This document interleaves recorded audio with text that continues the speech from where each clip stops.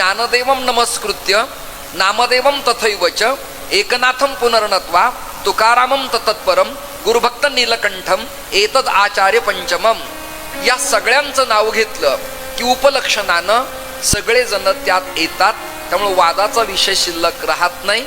अशी ऐकणाऱ्यांच्या कानाची भूमिका तयार व्हायला पाहिजे. नाही तर पुरोगामित्व, परिवर्तन, मीडियातंत्र, इलेक्ट्रॉनिक प्रिंट मीडियाला गाजत असताना अमुक संतांचा फोटो छापला, बाकीच्या संतांचा त्यात दिसला नाही, अशी जे हल्ली वादविवाद होतात, याकरता दोन प्रकरणं आहेत. श्री ज्ञानोबाराय तुकोबाराय किंवा नाथराय तुकोबाराय हे दोघंजण आले की उपलक्षणानं गिरजाबाई आल्या, हरिपंडित आले, त्यांचे शिष्य आले. म्हणजे सगळ्यांचीच नावं घेण्याची आवश्यकता नाही. कुटुंब प्रमुखाला आपलं मानलं की कुटुंबातले सगळे आपले जण होत असतात. तसं वारकरी संप्रदायाच्या वैष्णव कुटुंबाचे प्रमुख लीडर हे 5 संत असल्यामुळं बाकीच्या संतांचा उपलक्षण आणि अंतर्भाव त्यात होतोच. वेगळं काही मांडायची आवश्यकता नाही. अशा 5 संतांच्या पैकी प्रतिष्ठान पीठात पुण्यसलीला गोदावरीच्या काठावरती ज्यांची वस्ती आहे आणि ज्यांचं चरित्र आणि चिंतन आणि चित्र आपल्या डोळ्यासमोर यावं, याकरता मला जी ही संधी दिली आहे, त्या संधीचं सोनं पुरुषोत्तम मासात तुम्हाला काही करता आलं तर तुम्ही तुमचा विचार करावा. मी मांडण्याचा प्रयत्न आणि प्रयास करणार आहे. आज मला आनंद वाटला तर उद्या तुमच्यासमोर मी सांगेन. आज मला बरं वाटलं नाही तर उद्या मी सांगणार नाही. फक्त 12 तारखेचं कीर्तन करेन. कारण श्रोता आणि वक्ता हे नातं जोपर्यंत जुळत नाही तोपर्यंत मंडुकी वटवट करण्यात काही अर्थ शिल्लक राहत नाही. तो केवळ देखावा असतो, परिवर्तन नसतं. टेस्टेड स्वयंपाक वेगळा आणि प्रासादिक स्वयंपाक वेगळा. म्हणजे स्वीट होमला गेल्यावर गोड पदार्थ मिळतात पण तो प्रसाद नसतो. सत्यनारायणाच्या समोरचा प्रसाद असतो. खडीसाखर किलोभर कुठेही मिळेल पण अंमळनेरकरांच्या हातातला प्रसाद असतो. याच्या जाणीवा तुम्हा सगळ्यांना असल्या पाहिजे. मी जरा निवांत, बिनधास्त, स्वच्छ आणि परखड तुमच्यासमोर माझ्या भावना मांडतोय. तुम्हाला कळेल, पचेल, रुचेल, फावेल, कळावं, अंतःकरणात परतत्व स्पर्श व्हावा याकरता मी प्रयत्नशील आहे. ऐकून बदलणं हे तुमचं स्वतःचं काम आहे. आता सुरुवात करतो. संत शब्दाचा एक्झॅक्टली नेमका अर्थ तरी काय? जे संत आहेत ते संत आहेत. उदाहरणार्थ पावसाळ्याच्या कालखंडात नद्या वाहतात, ओढे वाहतात, पाट वाहतात, पण मार्च, एप्रिल आणि मेच्या कालखंडात ते पाणी आटल्या जातं. परंतु सागर कधी आटत नाही. सागर जसा निवांत, शांत, दांत, उदात्त, व्यापक, चिरस्थिर, अखंड, निर्व्याज्य आहे, तसं जो आहे त्याचं नाव संत आहे, त्याचं नाव साधू आहे. याला एक ओवी क्रमांक तुमच्या समोर देतो. 12व्या अध्यायातली ओवी ज्ञानेश्वर महाराजांच्या. वारशे विन सागरू जैसा जळे नित्य निर्भरू तैसा निरोपचारी संतोषी जो. ओवी कळली तुम्हाला सगळ्यांना?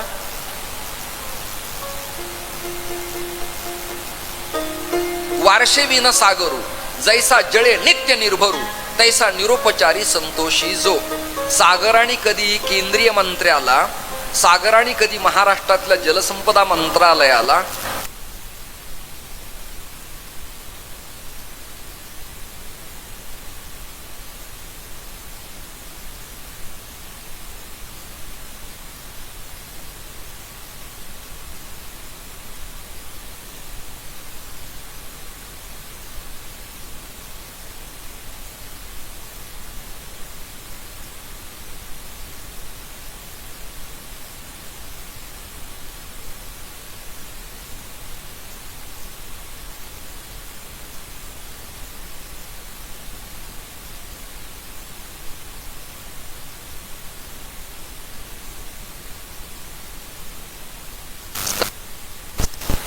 संत म्हणायचं.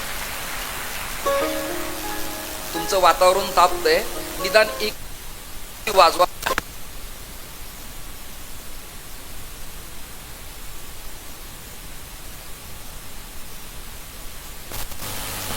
भागवताची, रामायणाची, वचनाची काय होतं 12:15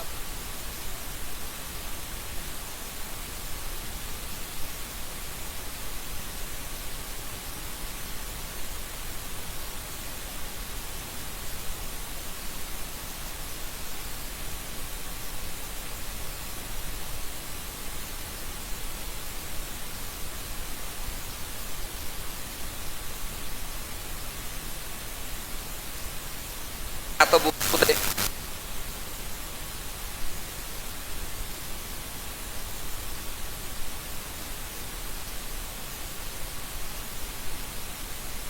तुम्हाला नाही.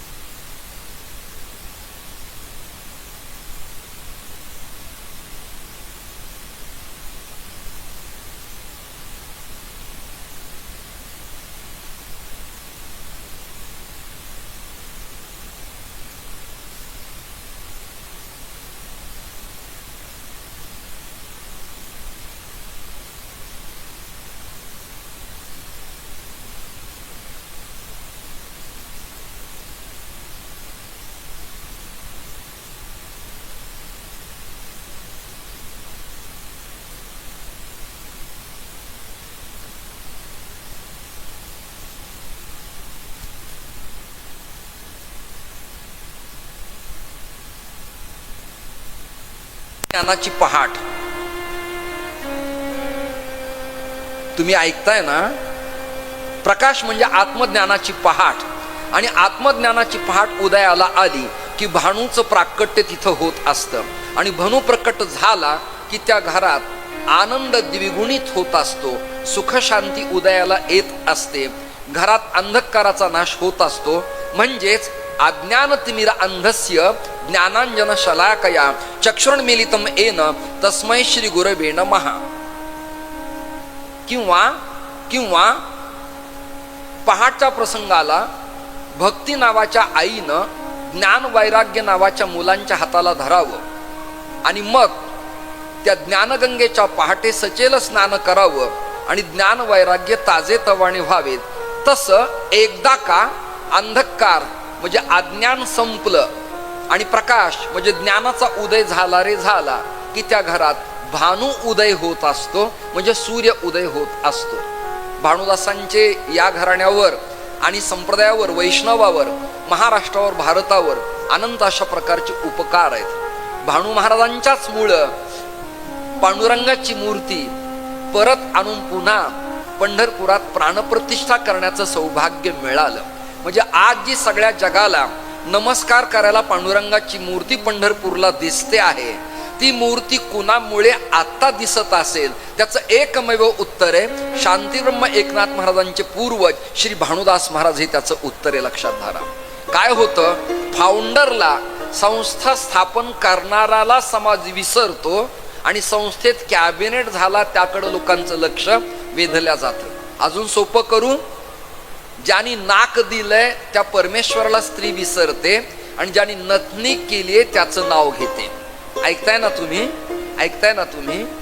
ऐकताय ना? नथनी ज्यांनी केली त्याचं वर्णन तुम्ही करतात, पण नाक ज्यांनी दिलंय त्याच्याकडे दुर्लक्ष आहे. ते असतं कधी सिजनेबल, पुरुषोत्तम महिना आलाय चला पूजन करू, हे सिजनेबल लक्ष आहे. चला चैत्र आलाय पूजन करू, सिजनेबल. कार्तिकी आली दिंडीत चलू, सिजनेबल. चला आषाढी दिंडीत चलू, सिजनेबल. कायम स्वरूपी निर्व्याज्य अखंड सेवा समर्पण सततं कीर्तयंतो माम, सातत्यानं आठवडा नाही, सप्ताह कालखंड नाही, चातुर्मास नाही, चला आज दशमी एकादशी द्वादशी आहे एवढ्या कालापुरतं नाही, अखंड समर्पणाची भावना असणं याला विशेष महत्व शास्त्रकारांनी वैष्णवांनी प्रतिपादन केलेलं आहे. आणि त्याप्रमाणे तुमचं माझं जीवन असलं पाहिजे. भानुदास महाराज हे प्रभावी संत होते. पुढचं चिंतन ऐका. योगायोगाने भानुही नाव होतं आणि त्यांची उपासना सुद्धा सूर्यनारायणाची होती. उपासना आता 3 दैवत तुमच्या समोर मांडतो मी. एक कुलदैवत आहे, ग्रामदैवत आहे आणि उपास्य दैवत आहे. किती प्रकार झाले? 3 प्रकार. उपास्य दैवत म्हणजे काय? अमळनेरकर गुरुवर्य महाराजांच्याकडनं तुम्ही अनुग्रह घेतला, गुरुमंत्र घेतला, त्यांनी ज्या देवाची जन्मभर सेवा तुम्हाला करण्याकरता सूचना दिली आहे ती सेवा करणं, त्याचं नाव उपास्याची सेवा. एक, ज्या गावी तुम्ही जन्माला आलात तिथलं जे दैवत असेल, कालभैरव असेल, खंडेराया असेल, लक्ष्मी व्यंकटेश असेल, गणपती असेल, राधाकृष्ण असेल, राम असेल, पांडुरंग असेल, मुंजाबा असेल, जे काही असेल ते ग्रामदैवत. ऐकताय ना? उपास्य, ग्राम आणि कुलदैवत. कुलदेवतेमध्ये 2 टप्पेत. पुन्हा कुलदैवत पुरुष प्रधान आणि कुलदेवी स्त्रीवाचक. कुलदेवी वेगळी आणि कुलदैवत वेगळं. यावर चिंतन करतो. ज्यांना कुलदैवत माहिती नाही आणि महाराष्ट्राच्या प्रांतात राहतात त्यांनी खंडेराया आपला कुलस्वामी मानावा, आणि ज्यांना कुलदेवी माहिती नाही त्यांनी तुळजापूरची जगदंबा आपली कुलस्वामिनी मानावी. ज्यांना गोत्र माहिती आहे त्यांनी आहे त्याच गोत्राचा उल्लेख करावा, पण ज्यांना गोत्रच ठाऊक नाही त्यांनी पर्यायी योजना म्हणून, आपद्धर्म म्हणून कश्यप गोत्र मांडावं, हा शास्त्रकाराचा निर्णय. कित्येक लोकांना श्राद्ध तर्पण पक्षांच्याच कालखंडात परवर गोत्रण जाणव्याची आठवण येते. वाक्य कळतंय माझं तुम्हाला? म्हणजे यजमानाला त्याच्या घरी जाऊन त्याला विचारावं लागतं तुझं गोत्र काय, तो म्हणतो हे नेमकं काय असतं. इथून सुरुवात आहे. माझ्या भाषेत सांगू, टावर खालीच रेंज नाही, बाकीच्याच काय होणार.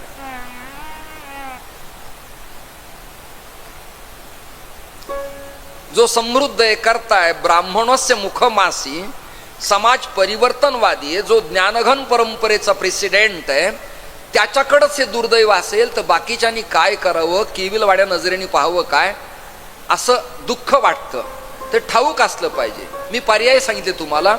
कुलदेवीची सेवा करता आली पाहिजे, कुलदैवत आपण स्वीकारलं पाहिजे, उपास्य दैवत वेगळं आणि ग्रामदैवत वेगळं. ऐका आता. मग या घराण्याची, या म्हणजे पैठणकरांच्या घराण्यातली, उदाहरणार्थ पुष्कर महाराज येऊन गेले, योगीराज महाराज सेवा करून गेले, या सगळ्या वंशजांचं उपास्य दैवत काय? उपास्य आहे सूर्यनारायण, उपास्य आहे भगवान पांडुरंग परमात्मा, उपास्य काय आहेत? भगवान दत्तात्रेय आहे. परंतु कुलदेवी एकवीरा देवी आहे आणि भगवान सूर्यनारायण. ऐकताय ना तुम्ही सगळेजण? हे टप्पे लक्षात धरा क्रमाने. म्हणजे विद्यापीठात PhD करताना जसा क्रमवार वाहेवा होतो की नाही, तसं प्रवचन, चिंतन, चरित्र स्टेप बाय स्टेप क्रमवार प्रवेश करता आलं पाहिजे, हळूवार. मग मूळ पुरुष भानुदास, उपासना सूर्यनारायणाची, त्याचे नाव भानूच. आता श्लेष ऐका. भानूची उपासना करतो आहे. नाही लक्षात आलं? ज्यांना कळतंय ते फक्त असं करा, म्हणजे मला समाधान वाटतं की तुम्ही ऐकतायत बुवा. म्हणजे अगदी मणक्यांना प्रॉब्लेम होईल, गादी हरेल एवढी मान हलू नका. फक्त असं थोडंसं किंचित. एखादा गायक गाताना समेवरती ऐकणाराची मान हल्ली म्हणजे गायकाला वाटतं रिस्पेक्ट दिलाय, आता गायला हरकत नाही. तसं मला तुमचे चेहरे सुखी, समाधानी, आनंदी वाटले, जरा ओठावर स्मितहास्य दिसलं, जरा नेत्र सुखावले की मला वाटतं माझ्या प्रवासाचा सिनभाग गेला. आता 3-4 दिवस तुमच्या समोर चर्चा करायला हरकत नाही. तो गेला काळ, लोक ऐकतायत, झोपलेलेत, बुवा बोलतोय, मग पुंडली झालं नाही, काही आवश्यकता नाही, काही आवश्यकता नाही. रिस्पेक्टिव्ह असावेत, वेल एज्युकेटेड असावेत, ज्ञात्या असावेत, त्यांना कळावं, ते बदलावेत, त्यांनी इतरांना बदलावं. तर त्या चरित्र चिंतनात, ऐकण्यात, प्रवचनात, कीर्तनात आनंद आहे. नाही तर नुसत्या पंगत्या आणि पुंडलिक वरदा याला फार काही अर्थ शिल्लक राहत नाही. त्याचं कारण सांगतं, न चौर्यहार्यम न भात्र भाज्यम व्यये कृते वर्धते एव नित्यम विद्याधनम सर्वधन प्रधान. जगाच्या पाठीवर सोन्यात वाटणी होईल, संपत्तीत वाटणी होईल, वाडा अर्धा अर्धा दिला जाईल, शितीत विभाजन होईल, पण ज्ञान नावाच्या प्रकरणाची वाटणी भावाभावात कधी होत नाही, गुरु शिष्यात कधी होत नाही. ज्ञान ज्ञानच असतं आणि ते सर्व प्रधान असतं आणि त्याच्या जीवावर ज्ञान, विवेक, वैराग्य आणि भक्ती या सगळ्यांच्या चतुसूत्रीत जीवन जगत असताना आपल्याला हे चरित्र तुमच्या समोर मांडायचे. आता मी पुन्हा ट्रॅकवर येतो. ज्यांचं नाव आहे तेही भानू आणि ज्यांची सेवा करतायत तेही भानू. हा योगायोगच आहे की नाही हो? समजा माझं नाव अमृत आश्रम आहे आणि मग उतरायलाही जागा मला एखाद्या अमृत आश्रमात दिली तर योगायोगच आहे की नाही? कल्पना करा तुम्ही, योगायोगच आहे की नाही? हा योगच आहे. मला म्हणजे आपल्या वडिलाचं नाव पांडुरंग आणि उपास्याचं नाव आहे पांडुरंग, योगायोगच आहे. जन्मभर जन्म देणाऱ्या वडिलाला कधी गोड बोलला नाही, पण पांडुरंग पांडुरंग बसता उठला म्हणला तर बापालाही बरं वाटतं आणि पांडुरंगालाही बरं वाटतं. देवाला फसवण्यात एका चढीत एक तज्ज्ञ आहेत. आजामेळापासून सुरुवात झालेली ही. आजामेळ नारायण हे नाव आपल्या मुलाचं घेत होता, देवाचं घेत नव्हता. परंतु देव बिचारा भोळा, त्याला वाटलं माझंच नाव घेतोय म्हणून देवच त्याला प्रसन्न झाला आणि विष्णुदूत आले. असो माझी भागवताची कथा अजिबात नाही.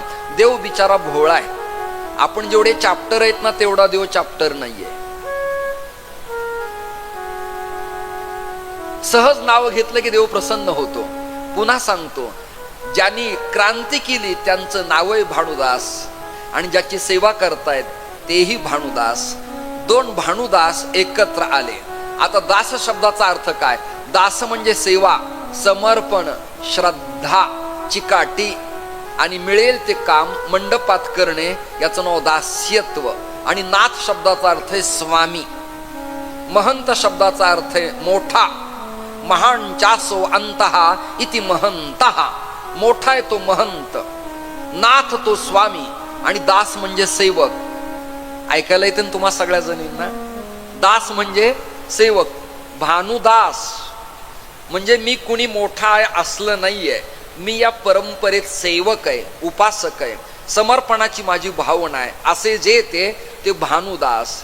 अशा भानुदासांच्या कुळात कोणाचं प्राकट्य झालं? आता भजनात तालात आपण ऐकूया. एवढं मांडायला मला खर्च करावा लागला, म्हणजे प्लॉट घेणं सोपं आहे, ऐकता का? कंपाऊंड वाल बांधणं सोपं आहे, पण पिलियर घेऊन बेसमेंट पक्क करणं फार अवघड आहे. आणि एकदा का बेसमेंट पक्क झालं की 2-3 ताळ 25 ताळाची बिल्डिंग बांधणं अवघड अजिबात नाही. पण बेसमेंटला सिमेंट, ऐकताय ना?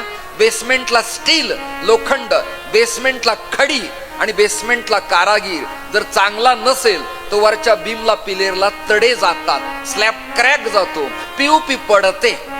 त्यामुळं पाया पक्का झाला पाहिजे. आजचा दिवस आहे ना माझा, आतापर्यंत जी मी चर्चा तुमच्या समोर अर्धा तास कदाचित केली असेल तर ती पायाभरणी सोहळा आहे, ही तुम्हाला जाणीव असावी. अशा भानुदासाच्या कुळात कोणाचं प्राकट्य झालं?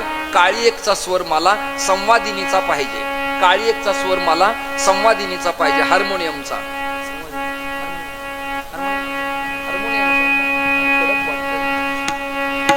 भानुदासाची कुळी, भानुदासाची कुळी महाविष्णूचा अवतार, महाविष्णूचा अवतार.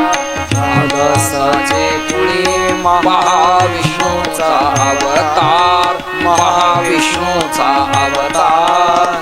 भानुदासाची कुळी महाविष्णूचा अवतार, महाविष्णूचा अवतार. मागे म्हणा, भानुदासाचे कुळी महाविष्णूचा अवतार, महाविष्णूचा अवतार. क्षेत्र प्रतिष्ठान वस्ती गोदावरी तीर, क्षेत्र प्रतिष्ठान वस्ती गोदावरी तीर, क्षेत्र प्रतिष्ठान वस्ती गोदावरी तीर.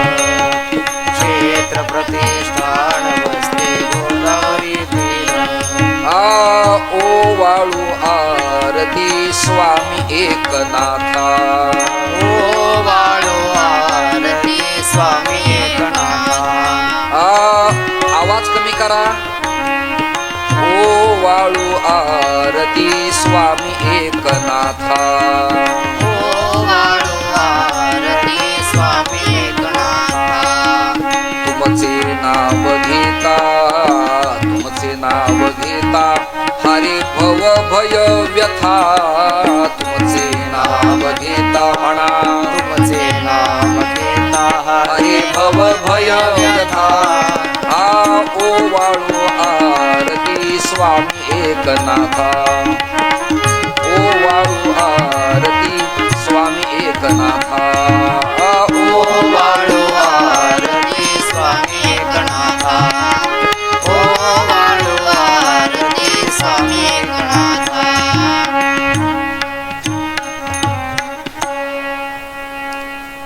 भानुदासाची कुळी महाविष्णूचा अवतार, महाविष्णूचा अवतार. अशा भानुदासांच्या कुळात कुणाचा अवतार झाला? संत केवळ जन्माला येत नाहीत तर ते देवच असतात. आता एक प्रश्न तुमच्या समोर निर्माण करणार आहे मी. अर्थात तुम्हाला ते आवडते काय, स्वीकारतात काय हे जरा तुम्ही तुमचं पहा. देवाला देवाचं कार्य करताना जेव्हा कमतरता भासते किंवा देवाला देवाचा अवतार ज्या ज्या युगात घेतला तेव्हा देवाकडनं जे काम अव्यवस्थित झालेलं आहे, जे नीटनेटकं झालेलं नाही, पुढचं प्रकरण देव जिथे फिका पडलेला आहे, अशी उरलेली सगळी कामं करण्याकरता जो अवतार होतो तो संतांचा अवतार असतो. इथे तुमच्या टाळ्या पडायला पाहिजे होत्या.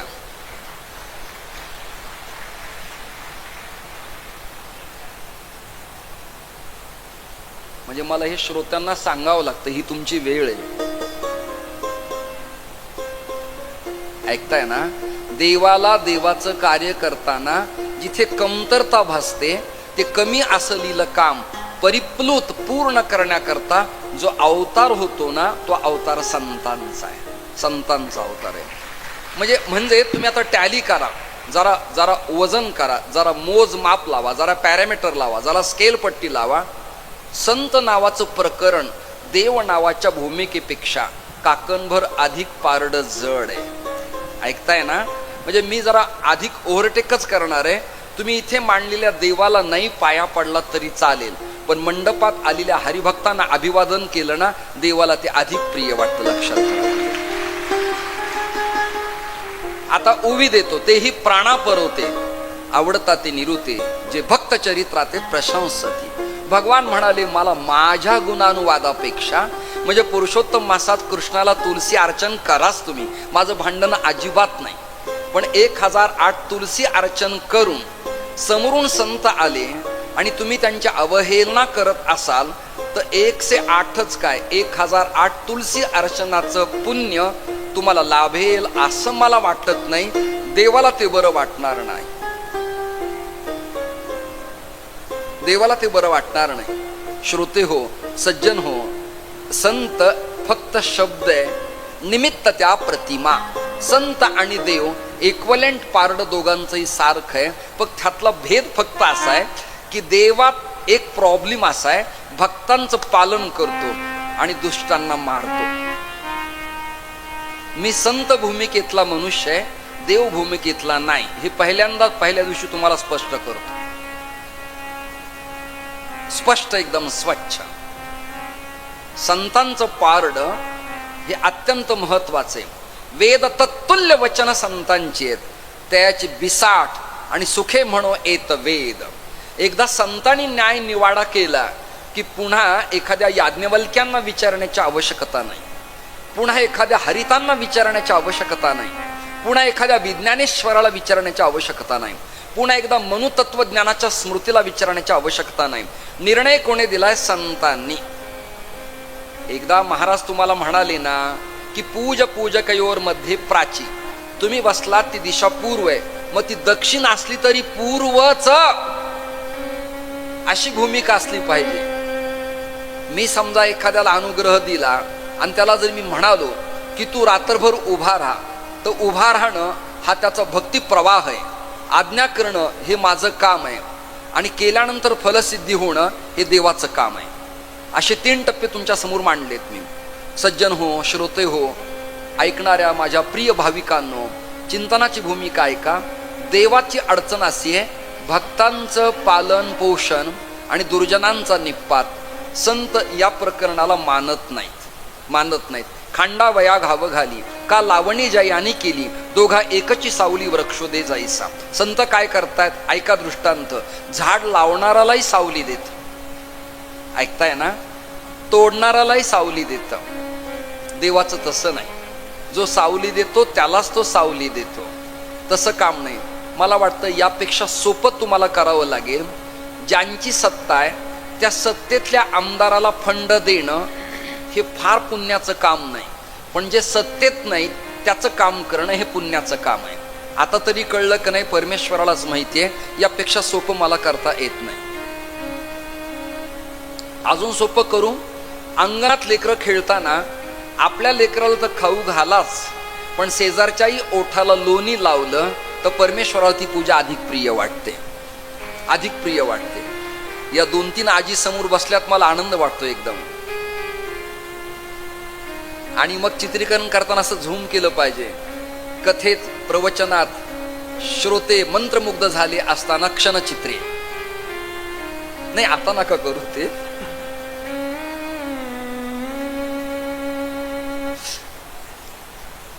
जे प्रसन्न आहेत त्यांना स्कॅन करायचे. डुलताना हसताना वाह क्या बात आहे. कंटाळलेले झोपलेले रोगी हे नाही घ्यायच्या. मस्त प्रसन्न टापटीप स्वच्छ. खर्च केवढा आहे हा,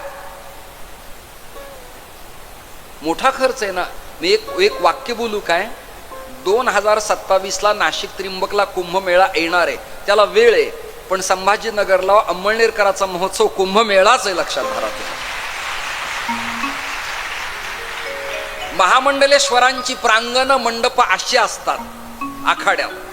आपल्याकडे जनार्दन हरी महाराज येणार आहेत, सतपंथाचे फैजपूरचे.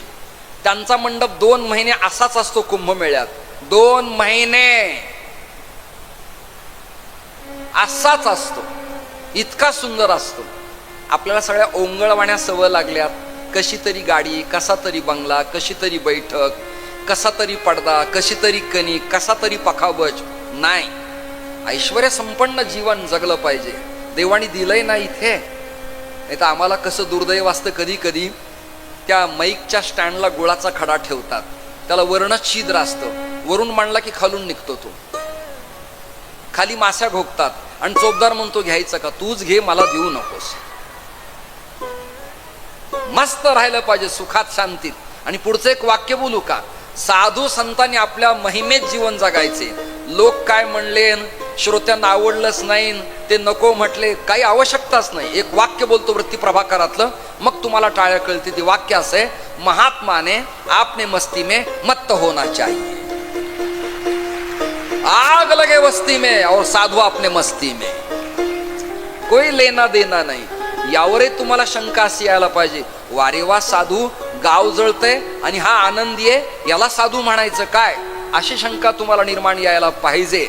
पण या शब्दाचा अर्थ असा नाही. वस्ती म्हणजे गाव नाही, आग लगे वस्ती में. या पंचमहाभूताच्या देहातील पापकृत्य करेप्टेड असलेल्या विषयाधिक वृत्तीला आग लागू द्या, परंतु साधू आपने मस्ती में म्हणजे अद्वैत स्थितीला, असा त्याचा वैदांतिक अर्थ आहे.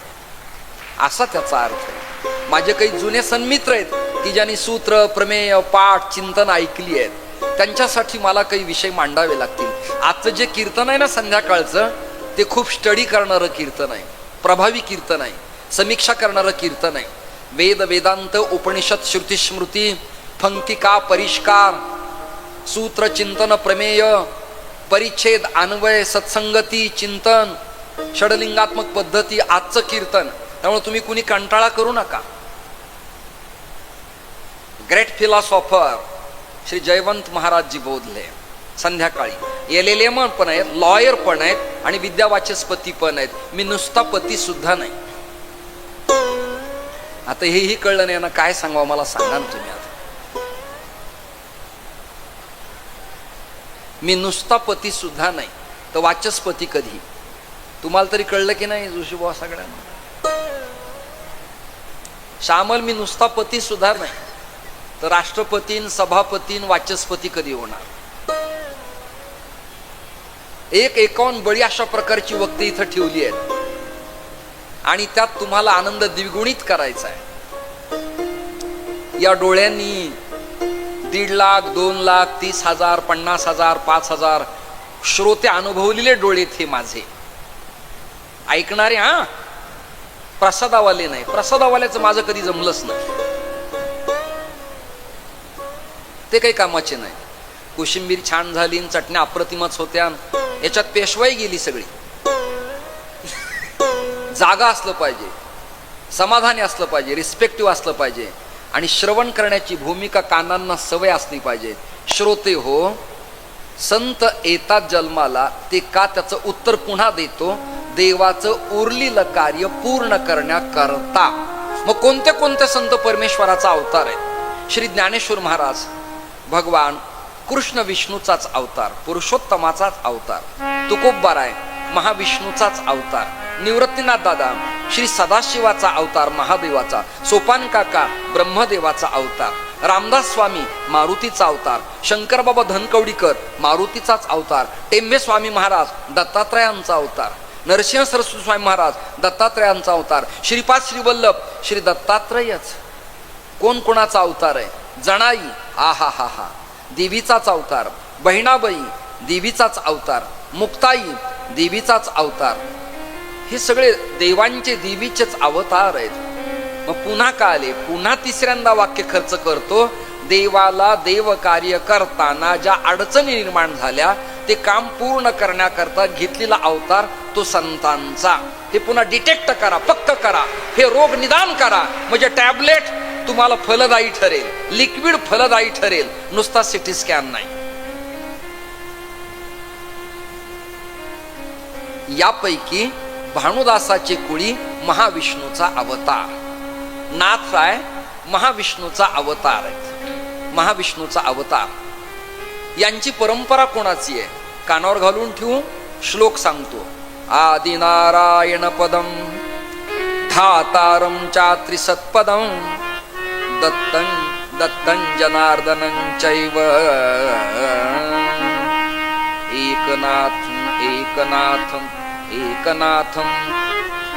एकनाथं नतोऽस्म्यहम्.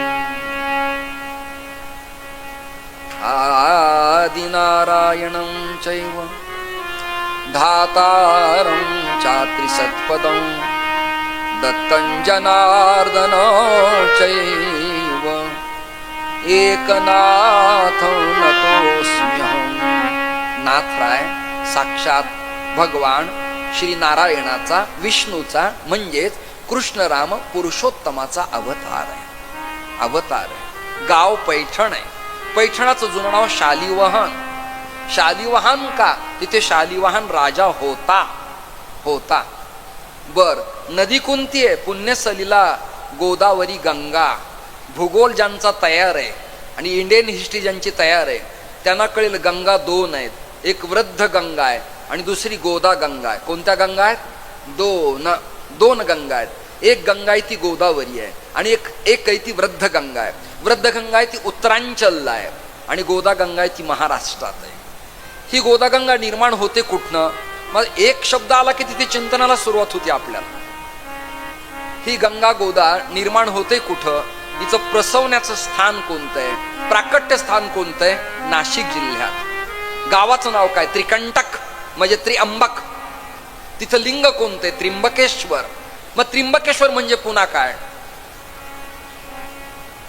श्रोत्यांच्या डोक्यात चिंतनाच्या भूमिका कळल्या पाहिजेत. त्र्यंबकेश्वर म्हणजे केवळ महादेवच काय? नाही. मी एक वाक्य बोलेल आणि मग टाळ्याची अपेक्षा करेल वाक्य कळल्यानंतर. त्रिअंबक कुणाला म्हणावं? अंबिका म्हणजे स्त्रीवाचक शब्द आहे. अंबिका म्हणजे स्त्रिया, भगवती, जननी, मातृस्वरूपा. तिसरा अर्थ पत्नी, अर्धांगिनी. ब्रह्मदेव सावित्री बरोबर, ऐका, शंकर पार्वती बरोबर आणि विष्णू लक्ष्मी बरोबर. तिघ देव आणि तिन्ही देवी ज्या स्थानात आहेत त्या लिंगाचं नाव त्रिअंबकेश्वर. आता दुसऱ्या टाळ्यांची जागा सावध करून ठेवतो. रामही त्र्यंबकेश्वरच आहेत.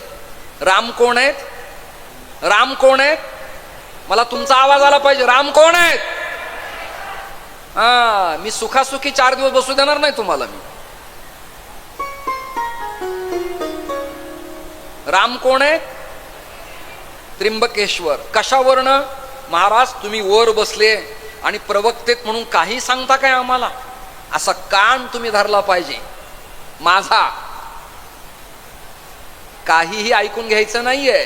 जे करेक्ट आहे, बिनचूक आहे तेच ऐकायचं. जे आवडलं नाही ना ती चिठ्ठी पाठवायची. महाराजाची संगती कशी आहे, काय अर्थ आहे, हा रेफरन्स तुम्ही घेतला कुठून, संदर्भ सूची कोणती, कोणता ग्रंथ तुमच्या समोर आहे, सांगता कोणाचं तुम्ही हे,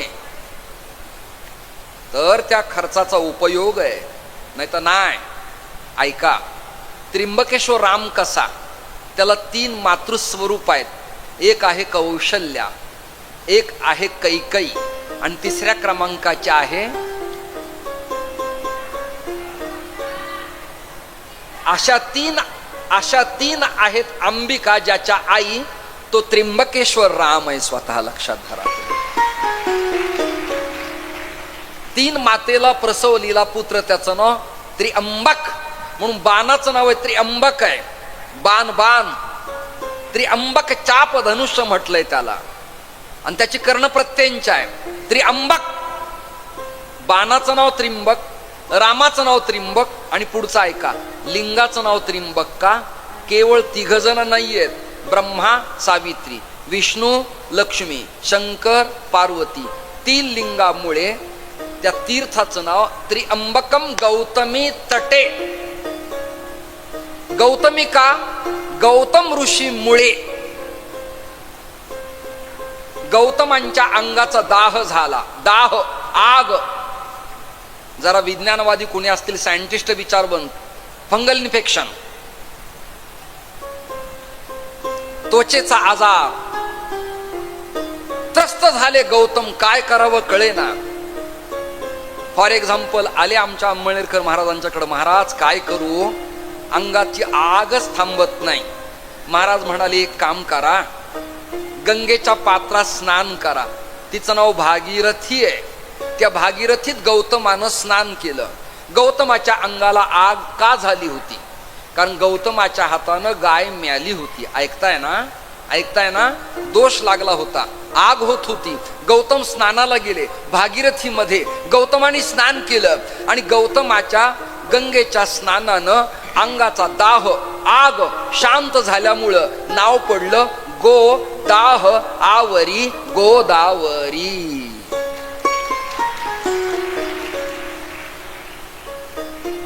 मी एवढा पागल झालेला मनुष्य आहे. तुम्ही मला जर फिजिक्स सांगितलं, फिजिक्सच सांगल मी.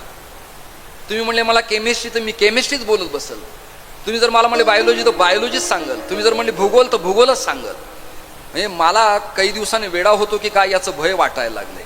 डीएडचं पुस्तक मी सोडलं नाही, UPSC MPSC मी सोडलं नाही, न्याय वेदांताचं सोडलं नाही, भूगोलाचं मी सोडलं नाही, इंडियन हिस्ट्री मी सोडली नाही, त्रिज्या भूमिका मी सोडली नाही, संस्कृत अध्ययन अध्यापन मी सोडलं नाही. या गानविद्येतला तबला, पखावज, स्वरतंतू, मंद्रमध्य, तार, सप्तक काही सोडलं नाही. का? आपल्याला आलं पाहिजे. आपल्याला कळलं तर इतरांना सांगता येईल. मलाच कळलं नाही तर तुम्हाला मी काय सांगेन?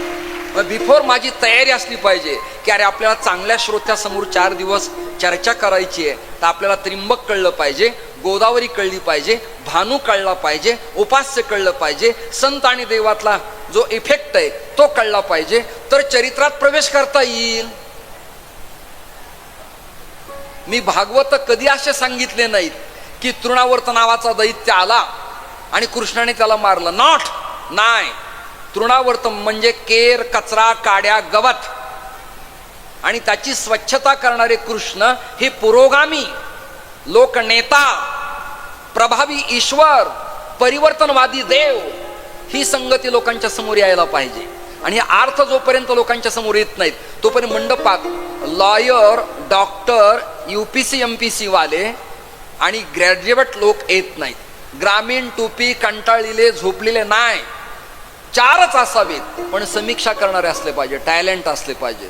पुढे काय, ततक्किम, पुढे काय, पुढे काय, पुढे काय, ही भूमिका असली पाहिजे क्रमाने. मला 5 पर्यंत वेळ दिलाय, 4:19 झाले. मी घड्याळ लावून ठेवलंय, तुम्हाला त्रास देणार नाही. मोबाईल मी काही गुगल किंवा ChatGPT पाहायला नाही ठेवलं, मी फक्त टाइम पाहण्यासाठी ठेवलेलं आहे. मला घालता येत नाही, कुणी मला देत नाही, जुनं मी सोडून दिलं.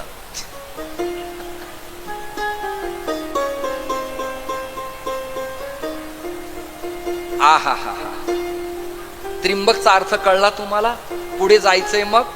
त्रिंबकला ब्रह्मगिरी पर्वत आहे. कोणता? ब्रह्मगिरी. ब्रह्मगिरीच नाव का? उगीच टेकडी आहे, पर्वत आहे? नाही नाही नाही नाही. ब्रह्मदेव आणि परशुराम एकत्र आले. परशुराम रेणुकेचा पुत्र, परशुराम जमदग्नीचा पुत्र. पुढचं जरा सोपं करू का? पुढचं सोपं करू का? क्षात्र तेज आणि ब्रह्मतेजाचं मिलन म्हणजे परशुराम. 2 तेजाचं मिलन आहे. मिलन. परशुरामजी तिथे आले. आहा हा हा. विस्फुरलेले केस आणि लाल बुंद झालेले डोळे पाहून ब्रह्मदेवाने विचारलं, आपलं आगमन कसं झालंय? ते म्हणाले, मला इथे श्रीविद्या शिकवा. म्हणून ब्रह्मदेव, दत्तात्रय आणि परशुराम ज्या पर्वतावर थांबले, ब्रह्मदेवानी कौल दिला म्हणून पर्वताचं नाव पडलं कौलगिरी पर्वत. आणि ब्रह्मदेव थांबल्यामुळे पर्वताचं नाव झालं ब्रह्मगिरी. तुम्हाला आवडतंय ना हे सांगितलेलं? ब्रह्मगिरी. त्या ब्रह्मगिरी जवळ अनुपम शिला आहे. कोणती शिला आहे? अनुपम शिला. नाथपंथाच्या 84 सिद्धाला बसण्याची जागा, आसन. आसन. गंगाद्वार आहे. तिथून भगवान शंकराच्या जटेतनं गंगा अवतीर्ण होते आणि ती गंगा पैठण मध्ये येते. कुठे येते? पैठण मध्ये. आता तुमच्या सगळ्या जणींना एक प्रश्न मला विचारायचा आहे. जर आपल्याला बेळगावला, कर्नाटकला, हैदराबादला, पुण्याला, नाशिकला जायचंय, ड्रायव्हर नवीन आहे, तर तुम्ही मॅपला विचारता आणि ती सौभाग्यवती गुगल काकू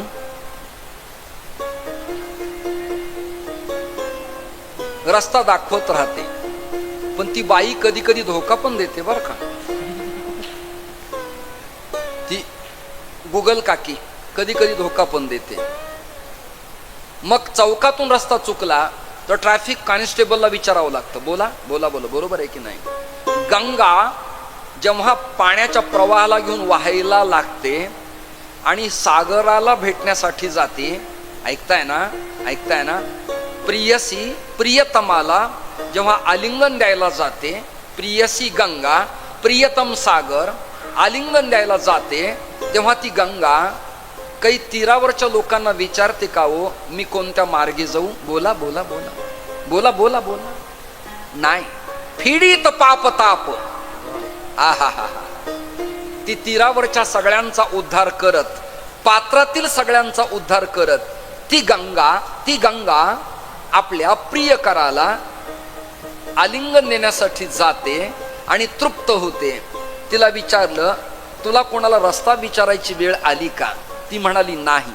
आता पुढचं वाक्य बोलतो आणि मग हे प्रकरण आहे. ते वाक्य असे, महापुरुष आणि पाण्याचा प्रवाह आपला मार्ग आपणच प्रशस्त करत असतात. त्यांना तशी कुण्या अन्य मार्गदर्शकाची आवश्यकता नसते. ते स्वतंत्र असतात, स्वायत्त असतात. प्रतिभा असते, गुरूंची कृपा असते, उपास्याची कृपा असते, कुलदेवतेची कृपा असते आणि त्याचा मार्ग ते प्रशस्त करत असतात. ऐका, गंगा पैठणात आली म्हणून पैठणात शालिवाहन नगर हे जरी नाव असलं तरी गोदा तीर असं म्हटलेलं आहे.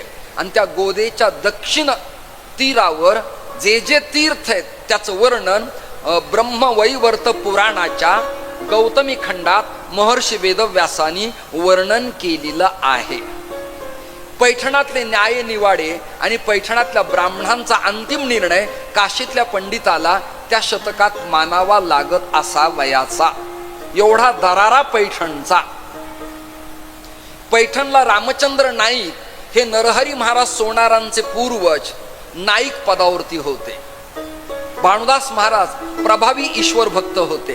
पुण्यसलीला गोदावरी खळखळ खळखळ निरभ्र स्वच्छ वाहत होती. दोन्ही तीर तृप्त होते. काळाकभिन्न अंधकार त्या काळात श्वापदांच्या किंचाळ्या, अमृतेश्वर, तारकेश्वर, गाडेश्वरासारखी लिंग. आणि मग नाथराय त्या घराण्यात अवतीर्ण झाले.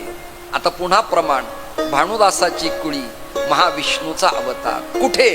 क्षेत्र प्रतिष्ठान, वस्ती गोदावरी तीर. त्या वस्तीचं नाव काय? पैठण.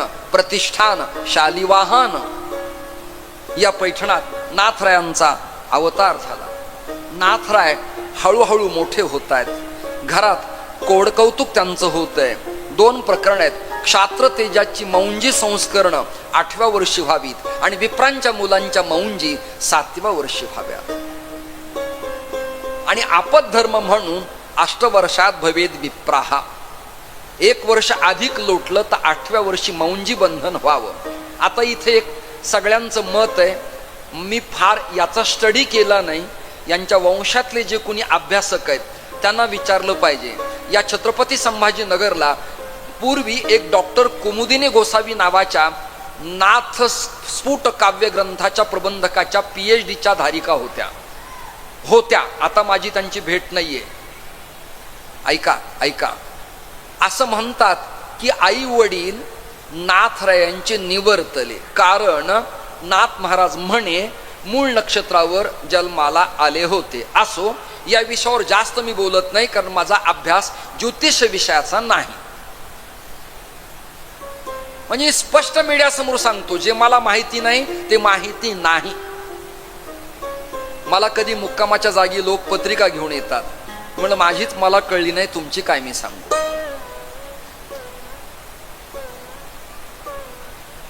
पृथ्वी अस्थिर आहे, ग्रह अस्थिर आहेत. स्थिती कशी स्थिर राहील? नाही म्हणे आग्नेय कोणा स्वयंपाकघर करा. अरे पण स्थिर नाही ना. आग्नेय डिटेक्ट कसा करायचा? पूर्व डिटेक्ट कशी करायची? ईशान्य डिटेक्ट कशी करायची? मी रोग निदान सांगतोय बरं तुम्हाला सगळ्यांना. मला काही पत्रिकेतलं कळत नाही बुवा.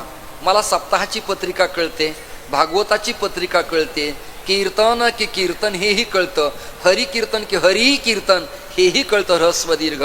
पण पत्रिकेतलं मला काही कळत नाही. ज्यांना कोणाला ज्ञान आहे त्यांच्याकडे जा, तुमचं कल्याण होईल.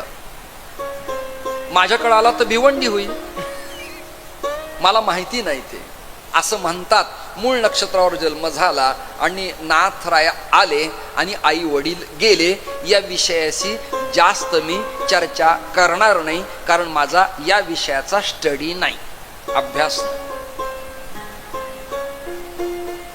आणि अमुक यक्ष नक्षत्रामुळे ते गेले असावेत याबद्दल मी जास्त बडबड करणार नाही. त्याचं कारण माझा ऐका. मी परमार्थ करतो पण भोळा बाबडा नाही. विज्ञानाधिष्ठित कलशात पाणी ठेवलंय आणि कलशस्य मुखे म्हणून पूजा केली आहे, किंवा समुद्र ज्येष्ठा वैदिक मंत्र किंवा स्वराज स्वामी विचिंतू पौराणुक्त मंत्र म्हटलाय, तर ते पाणी तीर्थ आहे इथपर्यंत माझी श्रद्धा आहे. पण माझं विज्ञान पुढे असं सांगतं की कॉपर धातूतलं पाणी पिल्यावर स्वरतंतूंना प्रॉब्लेम होत नाही, ब्लड सर्क्युलेशन चांगलं चालतं. ऐकताय ना? म्हणजे कलशस्य मुखे म्हणाच, पण पाण्यातला वैज्ञानिक इफेक्ट काय? पटदीप राग गा, पण पटदीप न दीप प्रज्वलन होतं काय? चिंतन. गौड मल्हार गा, पण मग आकाशात ढग निर्माण होतात काय? आसावरी गायल्यावर डोळ्यात पाणी येईल काय? शिवरंजनीने अंतःकरण ओलावा होईल काय? या भूमिका श्रोत्यांच्या समोर जाणं फार अत्यावश्यक आहे. याकरता मी पोट तिडकीनं अत्यंत ताकदीनं उच्च स्वरात तुमच्या समोर मी ही चर्चा करतो आहे. काय असेल ते परमेश्वरालाच माहिती आहे. नाथरायांचं संगोपन आजोबा आजीने केलं हे मात्र पक्क झालं. नाथराय आता 7 वर्षाचे झाले आणि मग वैदिकांचा सल्ला घेऊन प्रतिष्ठान पीठात ज्ञानी लोक एकत्र बसले. मग त्याचे ग्रह उच्चीचे पाहिले आणि मौंजी बंधना करता मुहूर्त निवडला आणि नाथरायांचं मौंजी बंधन करण्यात आलं. शांती ब्रह्मसंत एकनाथ महाराज मुळातच उपदचच श्री ज्ञानेश्वर महाराजांच्या सारखे ज्ञानी होते. जसं उपजताची ज्ञानी हे वर्म जाणूनी आले लोटांगणी ज्ञानदेव, तसं उपजतच प्राज्ञता म्हणजे बौद्धिकता बरोबर घेऊन आल्यामुळं त्यांना फक्त टच करावं लागत होतं. टच. न्याय शब्द म्हटलं की कनादांचं पदार्थ ज्ञान त्यांना कळत होतं. ब्रह्मसूत्र म्हटलं की अर्थसंगती कळत होती. ऐकताय ना? गीता म्हटलं की अन्वय परिच्छेद समोर येत होता. फक्त भूमिका अशी आहे, शास्त्रीय नियमाप्रमाणे उपनयनानंतर त्याला वेदाध्ययनाचा अधिकार मिळतो. याकरता आत्मगुरूची भूमिका, जन्म देणाऱ्या वडिलांनी भूमिका बजवावी लागते. खरं तर प्रपंचात आई आणि वडील हेच खरे गुरु आहेत. या देहाचे आरंभाचे गुरु कोण आहेत? मंत्र देणारे वडील आणि प्रसवणारी माता आई.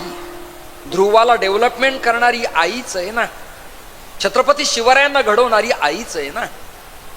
आईच आहे ना. यत्र नारीस्तु पूजन्ते रमन्ते तत्र देवताः. ज्या देशात स्त्रियांचा सन्मान करण्यात येतो तो भारत देश असतो. आणि तो देश जरी पितृप्रधान असला तरी मातृप्रधान शक्तीचा वात्सल्य भाव प्रकट करणारा देश आहे. त्यामुळे भारताचं वेगळं नाव आहे भारत माता. रशिया माता नाही, लंडन माता नाही, अमेरिका पिता नाही, भारत माता. भारत माता मातृत्वाचा पराक्रम आहे. आहा हा हा. इतका अधिकार बघा. तुमच्याकडे स्पेशल कॅमेरा फिरवलाय. जरा प्रसन्न राहा, आनंदी राहा. तिकडे पहा. वा. पंढरीनाथ भगवान की जय. गोपाल कृष्ण भगवान की जय. सखाराम महाराज की जय. दत्तात्रेय जनार्दन स्वामी एकनाथ महाराज की जय. नमः पार्वती पते हर हर महादेव. वा. आता बाहेर जे ऐकणारे त्यांना आनंद वाटला असेल की आहेत जागे हा सगळे. मस्त. युट्यूबला ऑनलाईन जे पाहणारे लोक आहेत, म्हणजे कोणी भक्त महाराजांचे लंडनला असतील, कोणी रशियाला असतील, कोणी बाउंड्रीवर असतील, कोणी दिल्लीला असतील, कोणी पुण्यात असतील, कोणी जळगावला असतील, कोणी नागपूरला असतील, कोणी कुठे असतील, ते पाहून त्यांना वाटेल अरे ऐशा लाभा जो मुकला तुका म्हणे वाया गेला. केवढा आनंद चाललाय संभाजीनगरला. आपण लांब आहेत का? तुमचे हात वर पाहिले, तुम्ही समाधानी पाहिले, त्यांना आनंद वाटेल आपण जायला हवं होतं यार. दुसरं प्रमाण देऊ का?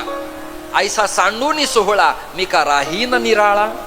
अरे माझ्यावर तर संकट सांगितलं तुम्हाला आश्चर्य वाटलं. श्यामल अद्वैतला 2 दिवस नाशिकात ऍडमिट केलं. रात्री 1 वाजता बीडला गेलो मी. आणि महाराजांचे शिष्य डॉक्टर पिंगळकर त्यांच्याकडे MRI CT स्कॅन केला. 2ला झोपलो. सकाळी उठून रिपोर्टला गेलो आणि इथे हजर झालो. इथे हजर झालो. आत्ता फॉर्च्युनरचा धूर निघेपर्यंत इथपर्यंत आलोय. नाही कळलं? म्हणजे 140 मीटर लावलंय. 1:30 वाजता मी पाडळसिंगेला होतो. ऐकताय ना? आणि 2:15ला मी या संभाजीनगरला आलोय. का? तुम्हाला ऐकायचंय, मला उशीर होऊ नये. आणि मी एवढी बडबड करून तुम्ही अप्रसन्न असाल तर पुरुषोत्तमाने तुमचं भलं करावं एवढी प्रार्थना करतो. मौंजी बंधन झालं आणि शास्त्राध्ययन करण्यासाठी नाथराय पैठणात विप्रांच्याकडे जायला लागले. नाथराय बागडू लागले. नाथराय खिळू लागले. नाथराय भगवत चिंतन करू लागले. नाथराय बालपणापासूनच प्रज्ञावंत होते, विद्वान होते. त्यांना कथा कीर्तनाची मुळातच आवड होती.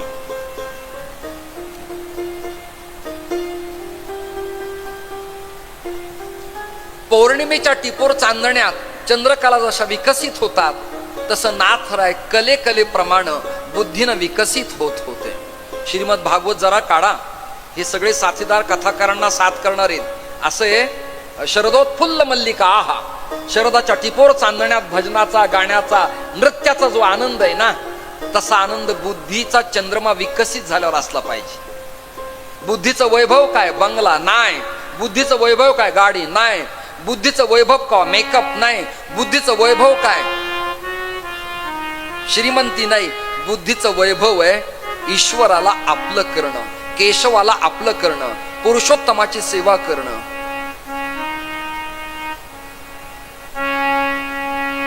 बुद्धीचे वैभव अन्य नाही दूर,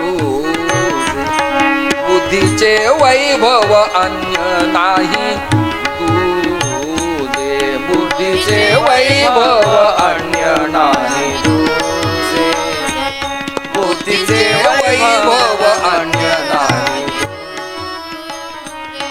बुद्धीचे वैभव अन्य नाही, बुद्धीचे वैभव अन्य नाही दूजे, एका केशव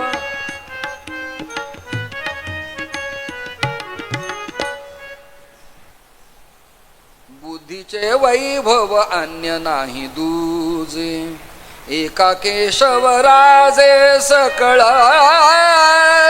सिद्धे, एका केशव राजे सकाळ सिद्धे, हरिमुखे म्हणा, हरिमुखे म्हणा.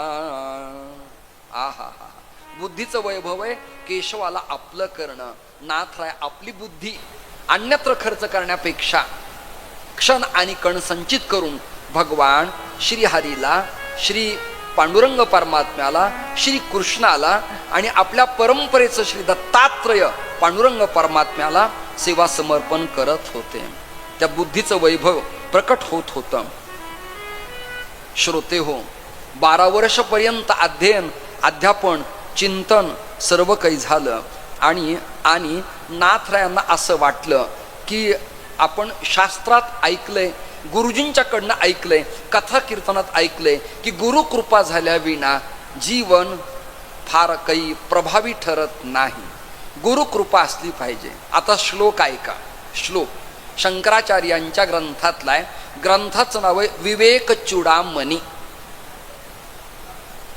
आणि श्लोक असा आहे, अपार संसार समुद्र मध्ये निमज्जतो मे शरणं किमस्ति, गुरो कृपालो कृपया वदैतत्, विश्वेषु पादांबुज दीर्घ नौका. अपार संसार समुद्र मध्ये सागराचा जसा अंत पार लागत नाही, क्षारता, घनता, लांबी, रुंदी आणि खोली, तसं भव म्हणजे संसारूपी सागराचा अंदाज सातारकर महाराज बड्या बड्याला लागत नाही. मग या नदीतनं तरायचं कसं, उद्धरायचं कसं, या तीरावरून त्या तीरावर जायचं कसं, याला आश्रय करावा लागेल नावेचा, जहाजेचा. त्याविना प्रवास करता येणार नाही. मग नाव कोणती?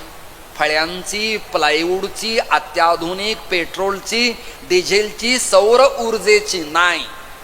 कोणत्या नावेत बसावं लागेल तुम्हाला? ऐका उत्तर, गुरु कृपालो कृपया वदैतत्, विश्वेषु पादांबुज दीर्घ नौका.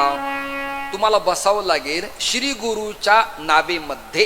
गुरु काय करतील? पहिलं तीरावर घेऊन जातील. आता याला संत प्रमाण पुष्कळ आहेत.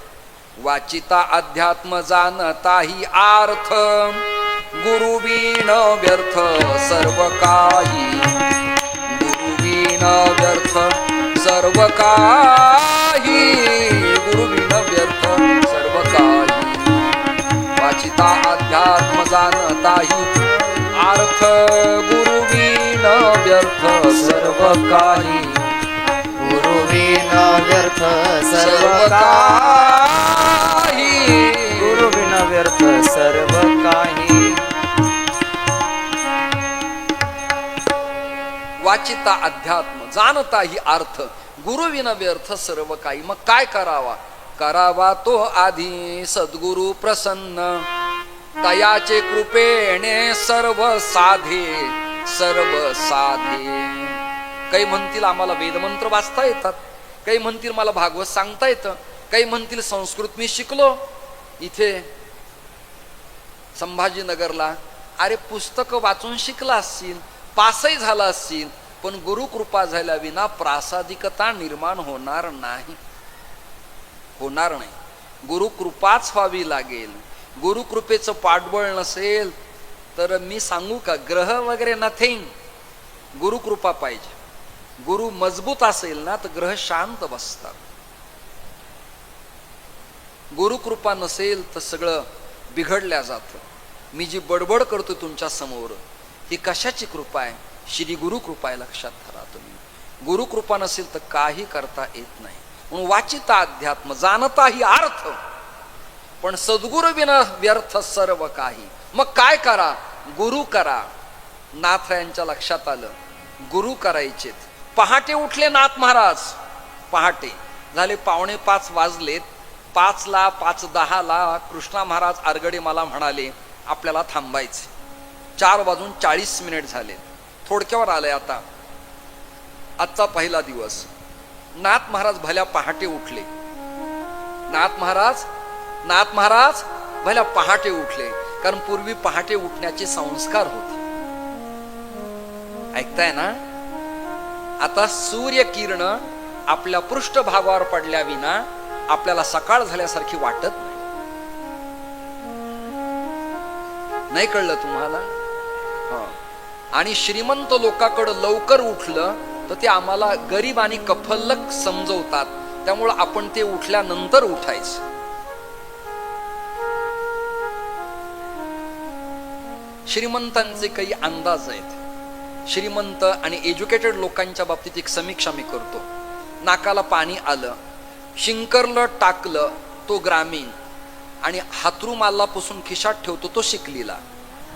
व्याख्या नाही कळत तुम्हाला? सूर्य उदयाचा आधी उठतो तो ग्रामीण, आणि सूर्य उदयानंतर ऊन तापल्यावरून तोही तापल्यावर उठतो तो शिकलेला. अशा 2-3 व्याख्या मला करता येतात. बहिर्दिशेला बाहेर जातो तो ग्रामीण, आणि जिथे खातो तिथेच बसतो तो शिकलेला. अशा 2-3 प्रकरण मला करता येते. कमी कपडे घालतात त्या वेल एज्युकेटेड, आणि अंगवर घालतात त्या ग्रामीण. काय व्याख्या कराव्यात, कशा कराव्यात कळायला तयार नाही.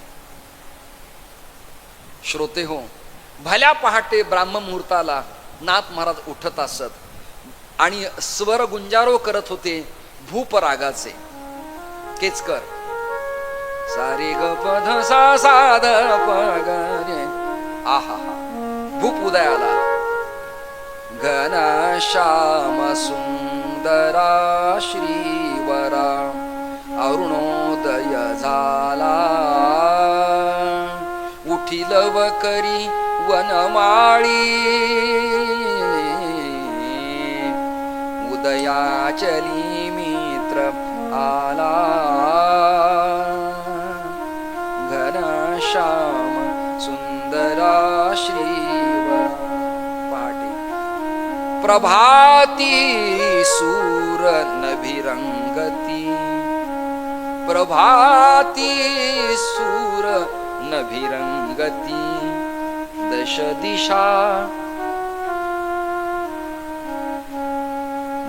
दिशा भूप.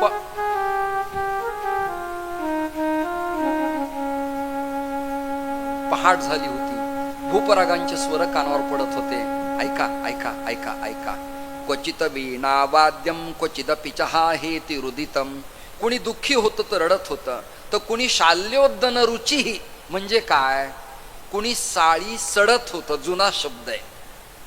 जोड, साळी, तूर डाळ, कांडा कुटा करणे, मुसळाने कुटणे, सुपाने पाखडणे, खुंटा ठोकणे आणि दळणे. ऐकताय ना? दळणे. आता जात, रांजण आणि मुसळ हे लग्नाच्याच वेळेला माणसाच्या लक्षात येतं. माझं तर असं म्हणणं आहे, रांजणच नवरी समजावी आणि मुसळ नवरदेव मानावा. काय करणार? शहरात ह्या फ्लॅटवर जातं ठोकणार कुठे? यांचं जातं म्हणजे मिक्सरच. बटन दाबणे, हात लावणे. काय झालं? गेल्या कशाने? करंट बसून गेल्या. मंथनानी कधी बाई मेली असा पुरावा माझ्याकडं नाही, पाखडतानी गेली असं नाही, दळताना गेली नाही. दळण गेलं बाजूबंद गेले, दळण गेलं स्नायू गेले, दळण गेलं 5व्या महिन्यातच गर्भात बाल असताना दुधोत्पत्ती गेली, गेलं सगळं. आता बेशिंग जवळ पाणी आयता आलंय, कॉक फिरवायचा. आता तरी बरं, येणारा काळ असा येणार आहे, बायको नवऱ्याला विचारणार बैठकीत किती लोक बसलेत, त्यांनी सांगायचं 4. पहिल्याच चेअरवर कोण बसले, खुर्चीवर हे बसलेत. ते आतूनच पाहणार सगळं कॅमेरामध्ये. मग स्वयंपाकघरातून कॉक फिरवणार, ऐकताय ना, त्या खुर्चीला अशी तुट्टी असणार, तिने कॉक फिरवला की पाहुण्याने सुरुवातीला पाणी प्यायचं, दुसऱ्यांदा कॉक फिरवला की चहा येणार. शक्यता नाकारता येणार नाही. क्षमा मागतो, तुम्हाला सुख मिळायला लागलंय, चांगली गोष्ट आहे, माझा विरोध नाही. पण स्वयंपाकाचं पाणी जुन्या स्त्रियांना लांबून आणावं लागत होतं की नाही? हंडा घागर कळशी आता नाही, आता वरच्या स्लॅबच्या सिंटॅक्स मधून खाली येते. तेच पाणी याला आणि तेच पाणी आचमनाला. पंढरीनाथ भगवान की. करतीलच काय? शहरात राहायचे, मुलं शिकवायची, सून गावाकडे राहत नाही, करतीलच काय? फ्लॅटच तुमचं ऐश्वर्य आहे. 3च खोल्या, किचन, बेड आणि हाल, तिथे लेकरांचे हाल. फ्लॅट म्हणजे आपले पैसे देऊन आपल्या हाताने कारागृहात राहणे, त्याचं नाव फ्लॅट. पण काय करणार, नाविलाज आहे ना, कारण की परिवारात राहण्याची इच्छा नाही, ती आणि मी आणि झालेला मुलगा. झाला तर ठीकच आहे, नाही तर आणूया कुठून, अशी पण भावना असते. श्रोते हो, विषय न लांबवता पुन्हा एकदा ब्रेक करतो. ब्राह्म मुहूर्त होतं, पहाटच्या प्रसंगाला एकनाथ महाराज उठले. संथ कृष्णामाई वाहत होती. कृष्णामाई कशी वाहत होती? संथ. तशी गंगा शांत वाहत होती. त्या काळात श्वापद असतील पैठणात, त्या काळात किंचळ्या फोडत असतील वाघ बिबटे, तरस. नाथ महाराज वाड्यातून एकटेच उठले भल्या पहाटे. आजोबा आजीला तसंच झोपू दिलं गाढ झोपेत. जरा डोक्यासमोर आणा चरित्र, म्हणजे त्या चरित्रात प्रवेश करता येतो. नाथ महाराजांनी अंगावर पंचा टाकला, उत्तरी म्हणतात त्याला. ब्राह्मण आणि वैष्णवानी उघड बसायचं नाही जेवायला, अंगावर पंचा असला पाहिजे. नमस्कार करताना पळीभांड जवळ असलं पाहिजे. कुलदेवकडे जाताना पाण्याचा विडा असला पाहिजे. रिक्त नसावं. रिक्त पाणी न पसेत राजानाम देवता गुरोह. एकनाथ महाराजांनी पळीभांड घेतलं. ऐकता का? देवाला नमस्कार केला. आता जो देऊळ वाडा आहे ना आतला पैठणातला, तिथे राहता वाडा, गंगेच्या काठावरती आले. आणि पुढचं वाक्य ऐका. गेल्या गेल्या गंगेत ओकाऱ्या नाही काढल्या. नाही कळलं तुम्हाला? गंगेच्या शेजारीच देह धर्म नाही केला. नाही कळलं तुम्हाला? विज्ञान ऐका. देह धर्म केला, पाणी बाहेर काढलं भांड्यात, शुचिर्भूत झाले. नाही तर आपल्याकडचा एक मनुष्य गौरी कुंडावरती स्नान करण्याकरता गेला. डोळ्यासमोर चित्र आणा. इकडे त्याला सगळे नालायक म्हणत असायचे, मूर्ख म्हणत असायचे. त्याला महाराष्ट्रात कंटाळा आला. उत्तराखंडात तो गेला. गौरी कुंडात त्यांनी स्नान केलं आणि ओकाऱ्या काढल्या. तिथे काही स्त्रिया पुरुषोत्तम मासात स्नान करत होत्या आणि त्या म्हणाल्या, देखो कहीं से नालायक आया है. दृष्टांत ज्यांना कळला नाही त्यांना मी धन्यवाद देतो. त्याला वाटलं प्रांत बदलल्यावर तरी नालायक पदवी आपली जाईल, पण आतून निघणाऱ्या पदव्या वर बदलता येत, त्या कृतीनं सिद्ध होत असतातच. नालायकच प्रमाणपत्र मिळालं त्याला. श्रोते हो, देहधर्म बाजूला, चूळ भरली बाजूला, आचमन केलं, पाय स्वच्छ केले. नर्मदेकडे बघा, चप्पल घालून नर्मदेत जाता येत नाही, साबण लावून कपडे धुता येत नाहीत, ओकारी तिथे घालायची नाही. त्या प्रांतातल्या लोकांनी पावित्र्य पाळलं, आपल्या लोकांनी पावित्र्य पाळलं नाही. परिवर्तन पुरोगामीतून डेव्हलपमेंटच्या नावाखाली आउटलेटचं पाणी, संडास बाथरूमचं तुम्ही गंगेत सोडलं, म्हणजे तुम्ही सुधारणावादी की अंध, हा अभ्यासाचा विषय. भाताचे पिंड पाण्यात टाकले की कर्मठ, आणि संडासचं पाणी सोडलं की सुधारक. अरे माझे वाक्य कळतात की नाही तुम्हाला? काय तर म्हणे आम्ही समाजाचा बदल करणारे आहोत. कोणता बदल चालवलाय तुम्ही? आज चंद्रभागेचं पाणी स्वच्छ नाही. आज गोदावरीचं पाणी स्वच्छ नाही, आज इंद्रायणीचं पाणी आचमन करण्यासारखं आळंदीत नाही. म्हणून तीर्थक्षेत्रात केवळ सप्ताहन पंगती नको आहेत, तर तीर्थक्षेत्राचा विकास, डेव्हलपमेंट, अर्थनिधी, नेत्यांचं लक्ष, सत्तेचं लक्ष, विरोधकांचं लक्ष आणि तीर्थ पवित्र टापटीप स्वच्छ असले पाहिजेत. ज्या पाण्याला आपण तीर्थ मानतो ते तीर्थाकार राहिलं नसेल आणि त्या पाण्याच्या पिण्याने आपल्याला इन्फेक्शन होत असेल तर ती भावना काय कामायची? भावना नाही कळलं तुम्हाला? भावना, भावना. मी त्या तीर्थात जाईल पण आचमन करणार नाही का? भावना. भावना ठीक आहे, पण पवित्र आणि अपवित्र असे 2 टप्पे अभ्यासता आले पाहिजे. श्रोते हो, एकनाथ महाराजांनी मी सांगितलेलं विज्ञान सगळं पाळलं. नाथ महाराजांनी गोदावरीच्या पात्रात पाऊल टाकलं. ऐकताय ना? थंडगार पाणी, काळक भिन्न पाणी. आणि पहाटे आता सूर्य उदय होऊन, ऐकता का, तांबूस असे किरण पाण्यावरती पडत होते आणि पाणी आणि शेजारचं हिरवं गवत काठेवरचं सौभाग्यवती स्त्रीनं हळदी कुंकाला जाताना पैठणी नेसून थाटात चालावं तशी पृथ्वी निसर्गमय वातावरणानं प्रफुल्लित दिसत होती. ऐकताय ना? ऐकताय ना? प्रफुल्लित हिरवागार शालू तिने अंगावर घेतला होता. पाणी खळखळ खळखळ वाहत होतं. नाथराय इथपर्यंत गेले. आता इथं नाथ पंथातला योग प्रयोग ऐका. स्नान करताना बिंबीला थंड पाण्याचा स्पर्श झाला नाभीला की मूलाधार चक्राला जाग येते. मूलाधार चक्राला जाग येते. नियम असा आहे, पाणी थंड अंगावर घ्यावं आणि पिताना गरम पियावं. तुम्ही उलट केलंय, पिताना थंड पिता आणि अंगावर गरम घेता. आयुर्वेद आयुर्बलयीन यशोवर्च चरकांनी आयुर्वेदात असं सांगितलं, ऐकताय ना? गरम पाणी प्यायचंय आणि थंड पाणी घ्यायचंय. उलट केलं आपण. सगळे सुधारणावादी ना आपण सगळेजण. थंड पाण्याचा स्पर्श मूलाधाराला झाला. मूलाधार स्थितोसी नित्यम. मूलाधाराची देवता आहे गणपती. कोणती देवता आहे? गणपती. गणपती जागा झाला की बुद्धी जागी होते, कुंडलिनी जागी होते, समाधी लागते. नाथ महाराज पाण्यात गेले. पाण्याचा स्पर्श झाला. नाथांना तरल्यासारखं वाटायला लागलं. विज्ञान सांगू, जड पदार्थ पाण्यात पडला तर पाण्यातून पाण्यापर्यंत आणताना तो जड वाटतो का हलका वाटतो? बोला लवकर. हलका वाटतो. उद्धरण शक्ती आहे. पाणी हे तारणार आहे. अंग तारायला लागलं आणि नाथ महाराज वरती यायला लागले.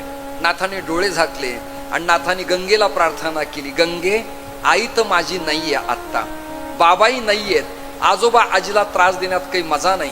गंगे, तूच माझी आई आहेस. शंकराचार्य आज उद्या इथं आलेत, त्यांना विचारा तुम्ही. संन्यास त्यांनी घेतला, मी घेतला. ते प्रपंच होते, मी प्रपंच होतो. ऐकता का? संन्यास घेताना ऐका, जानवं काढायचं, रुद्राक्षाची माळ काढायची, स्फटिक काढायचं, प्रवाळ काढायचा, दोरा काढायचा, क्षमा मागतो माझ्या आयांची, लंगोटी काढायची, दिगंबर व्हायचं, पाण्यात जायचं. कारण काय?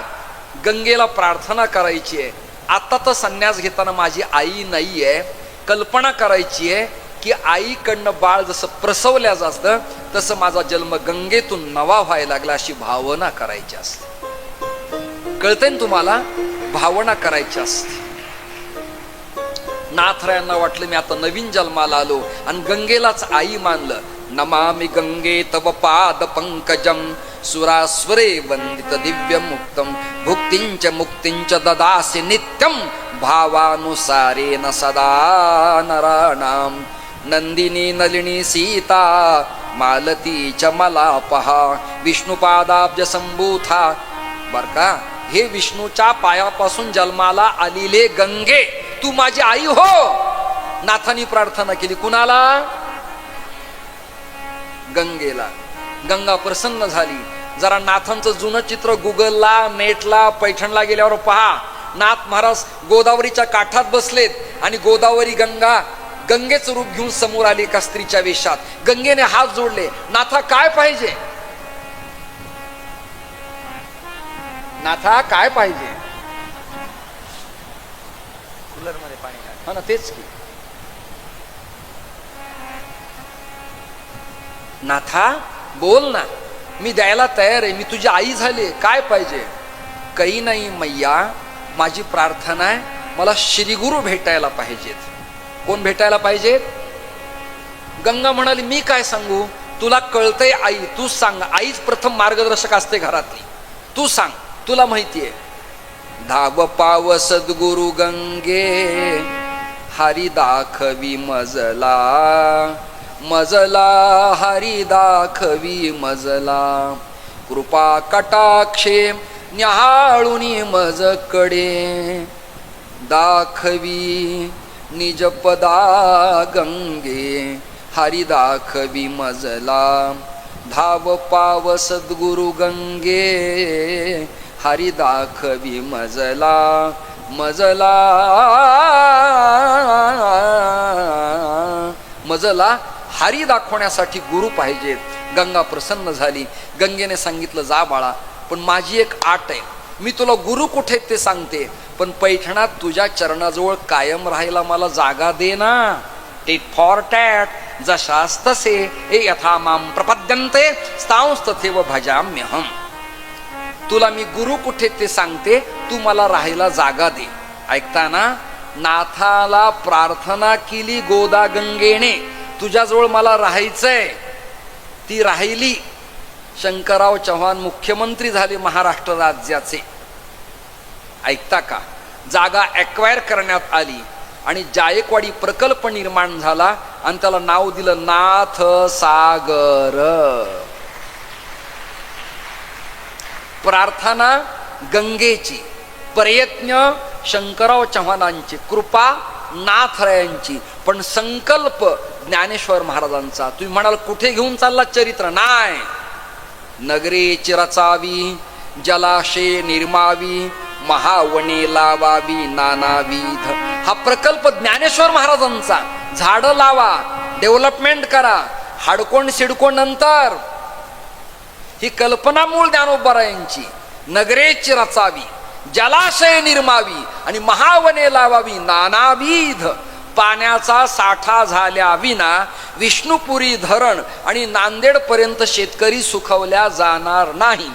विहिरी पर्क्युलेशन होणार नाहीत, याकरता पाण्याचा साठा करावा लागेल. हा संकल्प ज्ञानेश्वर महाराजांचा, प्रार्थना गंगेची, आशीर्वाद नाथाचे आणि प्रयत्न शंकरराव चव्हाणांचे.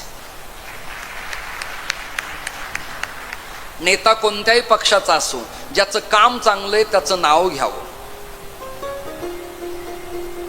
चांगल्या पक्षातला असू नये. देवण संत आवडत नसतील तर काय दिवा लावायचा आहे काय, चाटायचा आहे काय तो कामाना आणि धामाचा. श्रोते हो, उपकार झाले. आज त्या पाण्यामुळं शेतकरी सुखावला, समाज सुखावला, बोरिंगला पाणी लागायला लागलं, तंतुमुळांना पाणी मिळायला लागलं, सोटमुळं तृप्त झाले, फलभाज्यांचा बहर आला, ऊस लावायला लागले, द्राक्ष बागा झाल्या, मोसंबी सुरू झाली, केळीचे बाग उत्पन्न व्हायला लागले. पाण्याच्या साठ्या विना नाही. हे पाणी थांबलं कोणामुळे? नाथांची कृपा आहे. आता गंगा प्रसन्न झाली आणि ती म्हणाली, इथे एक किल्ला आहे आणि त्याचं नाव देवगिरी किल्ला आहे. काय नाव आहे त्याचं? नाव मुसलमानांच्या सत्तेत झालं दौलताबाद. काय नाव झालं? मोमिनाबाद, उस्मानाबाद. ऐकताय ना? फकराबाद. हे बाद करण्यात आलं सगळं. पुन्हा सत्ता बदलली, पुन्हा नाव झालं छत्रपती संभाजीनगर. उस्मानाबादचं नाव बदललं, पुन्हा नाव झालं धाराशिव. ऐकता का? मोमिनाबाद नाव बदललं, झालं अंबेजोगाई. ऐकताय ना? या शहराचं जुनं नाव खडकी. तुमच्या शहरात तुम्हाला येऊन मी शहाणपणा शिकवणं बरं नाही, पण काय करू, वाचन केल्यावर पोटात ठेवण्यापेक्षा सांगितलेलं बरं. त्या भायगावकरांना विचारा, मी इथं स्वतः राहिलोय. गल्ली गल्लीत कीर्तनं केली तिथे मी, 52 गेट सायकलवर फिरलोय इथे मी. नवीन डेव्हलप झालेलं शहर मला माहिती रे, पण जुनं सगळं माहिती आहे मला. गुलमंडी पासून ते N7 पर्यंत. श्रोते हो, नाथ महाराजांनी प्रार्थना केली आणि कुठे निघाले. महाराज केचकर, मी जे गातोय ना त्याला ताल आहे 6 मात्रेचा, त्याचं नाव दादरा आहे आणि व्रताचं नाव आहे दिंडी. व्याकरणात वृत्त आहेत: कामदा, वसंत तिलका, सृगधरा, शिखरिणी, ओवी, आर्या, अभंग. जवळ येथून दौलताबाद एक,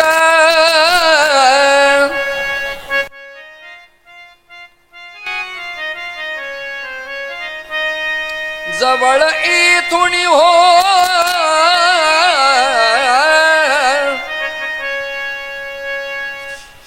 जवळ इथून, फार लांब नाही. नाव आहे दौलताबाद.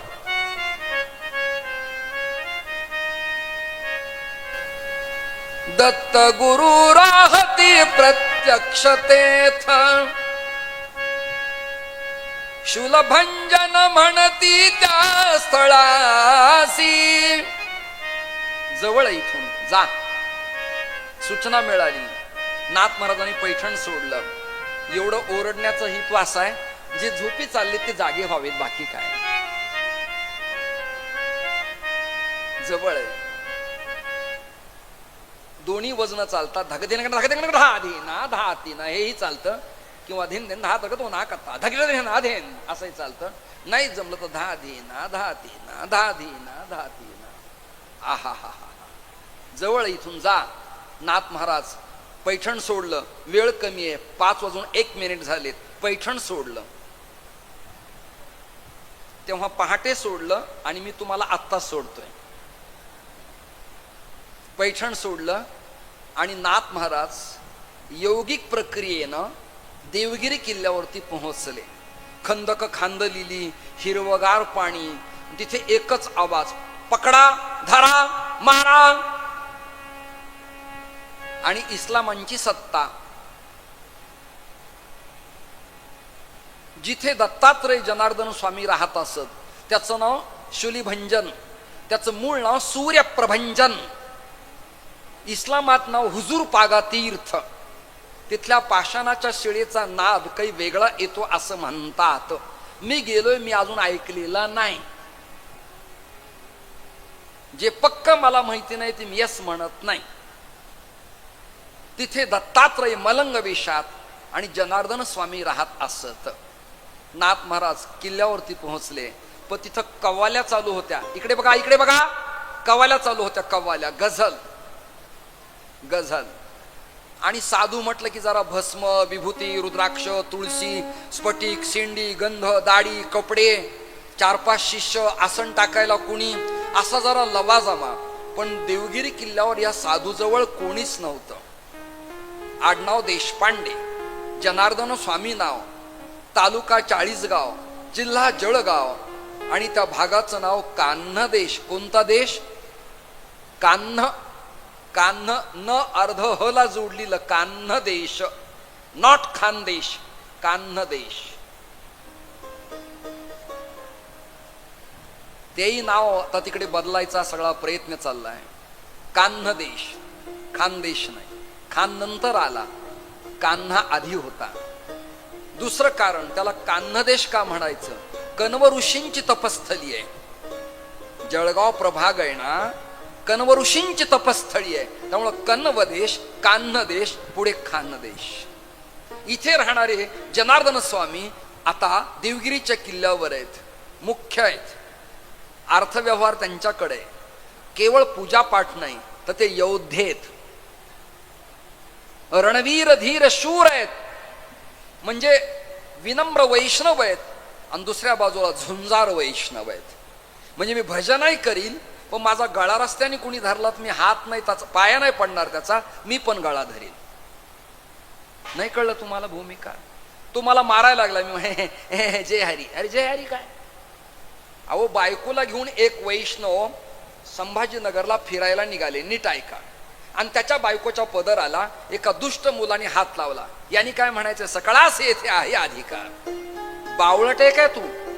तू त्याचा गळा धरून मारला पाहिजे त्याला जीव जाईपर्यंत. हा तुझा स्वभाव तिथे जन्माला यायला पाहिजे. किल्ल्यावर जनार्दन स्वामी, दत्तात्रयांची कृपा आणि एकनाथ महाराज तिथे पोहोचले. पण दिसलं काय माहिती का? हा साधू मठमठी तुला न भेटे मुला.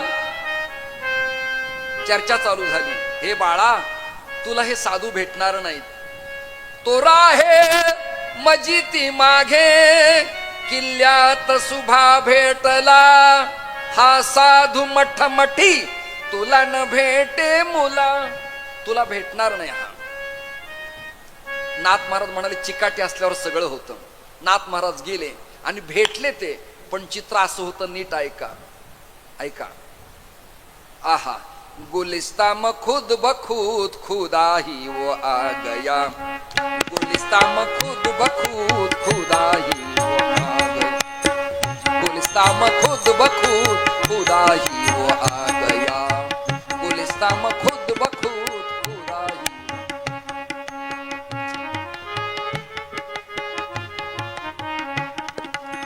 चलता सूरज नहीं. गुलिस्ता में खुद बखुद खुदा ही वो आ गया. गुलिस्ता में हारी कपरी अंग मो गोया गे समसाया. गुलिस्ता में खुद बखुद खुदा ही वो आ गया. आहा, हारी कपनी अंग मो. संन्यास म्हणल्यावर भगवे कपडे पाहिजेत, वैष्णव म्हणल्यावर पांढरे कपडे पाहिजेत, हरिभक्त म्हणल्यावर ऊर्ध्वपुंड्र पाहिजे, शैव म्हणल्यावर त्रिपुंड पाहिजे, शाक्त म्हटल्यावर कवड्यांची माळ पाहिजे, गाणपत्य म्हटल्यावर प्रवाळ पाहिजे, सिंदूर लावला पाहिजे, निंबार्क म्हटल्यावर मध्ये बुक्का असला पाहिजे, रामानंदी रामानुज म्हटल्यावर गोपीचंदन उभं आणि मध्ये लाल रेघ असली पाहिजे. कसाही कुणी केव्हाही नाही लावायचं. आम्हाला ओवाळणाऱ्या स्त्रिया आणि बुक्का लावणारे लोक नीट भेटतच नाही. बुक्का लावणारे म्हणजे इथं जर गंध असेल तर इथं लावतील, ते इथं असेल तर इथं लावतील. कैकैंचे तर हार घालताना बोटच असे होतात. एक दोन जणांनी माझ्या डोळ्यातच बोट घालण्याचा प्रयत्न केला. तेव्हापासून मी त्याचं बोट धरतो, मी माझ्या कपाळाला लावतो. तूही त्रास घेऊ नको, मलाही देऊ नकोस. गंध लावून स्वच्छ कुंकू उभं इथं लावलं ना, तो ओवाळणारे इथं लावतील, इथं लावतील. ठिकाण कळत नाही का दिसत नाही, परमेश्वरालाच ठाऊक आहे. त्याने लगेच आय स्पेशालिस्टला डोळे दाखवले पाहिजेत आपापले सगळ्यांचे. जिथं जे लावलंय तिथे तेच आज्ञाचक्रावर लावलंय ना, आज्ञाचक्रालाच लावलं पाहिजे. मुळात मुळात मुळात अग्निहोत्र करणारा ब्राह्मण आणि संन्यासी याला बहुतेक आपल्या हाताचा टच होऊ नये. वाक्य कळलं तुम्हाला? त्याच्या हातावर द्यावं आणि त्याने त्याने लावावं. पण आम्हाला आमच्या नित्यधंद्यामुळे सहन करावं लागतं. गोपाल कृष्ण भगवान की जय. आणि त्यातही कुंकू ऍसिड युक्त केमिकलचं. कित्येक पोरींच्या कपाळाला आणि स्त्रियांच्या कपाळाला खाज येते त्या कुंकामुळं. स्पेशल प्युअर हळदीचं नाही, बंगला कोटीचा आणि कुंकू केमिकलचं. ओवाळताना प्युअर हळदीचा असेल तर लावायला हरकत नाही. श्रोते हो, सज्जन हो, वेळ मला कमी आहे, वेळ माझा संपलाय. 5-7 झालेत. कपणी हिरवी अंगात, भगवी नाही. हारी कपनी अंग मो गोया गे समशाया. गुलिस्ता में खुद बखुद खुदा ही वो आ गया. नाथ महाराज जरा हल्लीच्या भाषेत कन्फ्युजन झालं. मी आलो माझ्या गुरुसाठी आणि गुरु असे कसे? मोराचा पंख जवळ आहे, हातात कटोर आहे आणि गळ्यामध्ये कफणी घातलेली आहे. कोण असावेत हे? आता पुढचं वाक्य ऐका. कपड्यावर साधुत्व ओळखता येत नाही. विजारीवर राहणारा सुद्धा एखादा महात्मा असू शकतो. नावं सांगतो. कॉस्मादी गार्डा, लुसिफस, सॉक्रेटिस हे जे होऊन गेले ना, हे पॅन्ट शर्टवरचेच होते, पण संतत्व होतं त्यांना. एखादी पंजाबी किंवा ओढणी आणि साडी, त्यामुळे संतत्व कळत नाही. संतत्व अंतःकरणाचा भाव आहे. नाथांनी आतल्या डोळ्यांनी पाहिलं, कळलं. कपडे वरचे जरी हिरवे असले तरी अंतःकरण भगवय हेच माझे गुरु आहेत, हेच माझे गुरु आहेत. आलिंगन घडे मोक्ष सायुज्यता जोडे, धन्य आजी दीन संत दर्शनाचा आणि अनंत जन्मीचा सीन गेला. आता मज वाटे त्यासी आलिंगन द्यावे आणि सप्ताहापुरते न सोडावे चरण त्यांचे. जरा वाढून घेतो चातुर्मासापुरते न सोडावे चरण त्यांच्या. नाही, अखंड कायम चरणात जवळ राहावं अशी भूमिका नाथरायांची. जनार्दन स्वामी प्रसन्न झाले. इथपर्यंत आजचा कथा भाग आणून पुढील चिंतन आपण उद्यापासून करूया. 5:09 झालेत. मला आज अचानकच आम्ही सगळेजण साथीला बसलोत. काय असतं, सून नवीन नांदायला आल्यावर तिला घरातला अंदाज लगेच 2-4 दिवसात येतो का हो? कुणालाही नाही येत ना, नाही येत. तसं मी नवीन नांदायला आले इथं. हे माझे दीर सासरे, तुम्ही सगळ्या जावा नांदा, जरा मला ऍडजस्ट करून घ्या, सांभाळा सगळ्याजणी. माझी मांडण्याची पद्धती तुम्हाला आवडली आहे ना?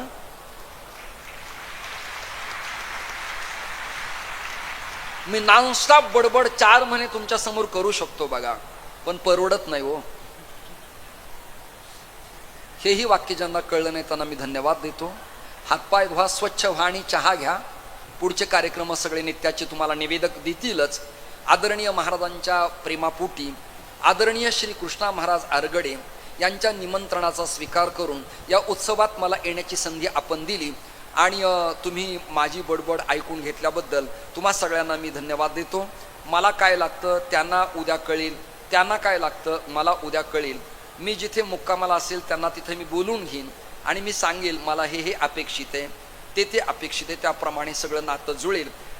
नाहीतरी ते असले तर उत्तमच आहेत, नसले तरी आपण नॉनस्टॉप आपली बडबड काही कमी नाही आहे. आपण बोलत राहूया, चिंतन करत राहूया. श्रोते हो, तबला वादक, सिंथ वादक, टाळकरी मुलगा या तिघांनाही मी धन्यवाद देतो. स्पीकरवाल्याला खूप धन्यवाद. माझ्या जीवनात पहिल्यांदा एवढा आवाज मी ठेवू दिलाय जन्मल्यापासून आतापर्यंत. एवढा आवाज मी मोठा कधी कुठे होऊ देत नाही. माझं म्हणणं आहे मंडपात आवाज वाढवण्यापेक्षा जातानी वाढवावं. काय वाढवावं ते आवाज? पैठणकर नाही कळलं तुम्हाला? कृष्णगुरुजी नाही कळलं? आवाज वाढवण्यापेक्षा जातानी वाढवावं. आवाज कशाला वाढवावं?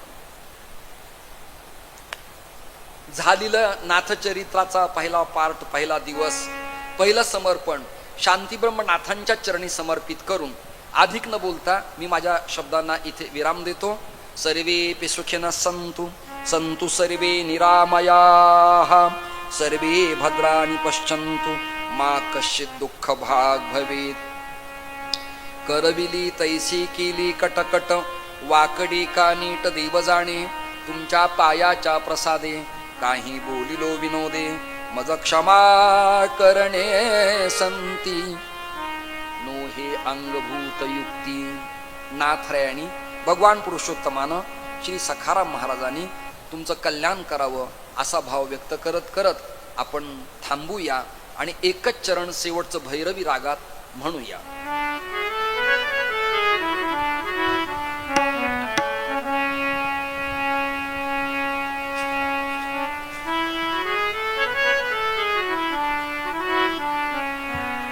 तुका म्हणे भागवत